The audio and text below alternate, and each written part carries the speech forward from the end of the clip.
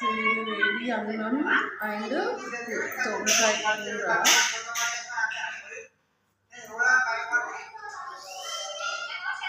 మస్తు అయింది కదా.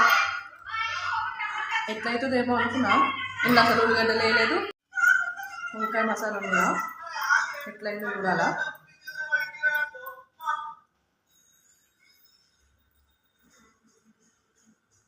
మస్తు అయింది. దీంట్లో అసలు ఏమైనా తెలుసా, పల్లీలు, నువ్వులు, పచ్చిమిర్చి, కొంచెం బాదం కాపు చేసిన, ఉల్లిగడ్డ వేయలేదు, అల్లం వెల్లుల్లి పేస్ట్ వేయలేదు, అండ్ మసాలాలు కూడా వేయలేదు అనమాట. కార్తీక మాసం కదా అందుకని ఎట్లయితే అనుకున్నా, కానీ మంచిగా అయింది. బగారన్నంలోకి అయితే మస్తు ఉంది. మీకు కావాలా అయితే వచ్చేసింది. ఇంతకు మీ ఇంట్లో స్పెషల్ అయింది, మా ఇంట్లో అయితే వంకాయ మసాలా.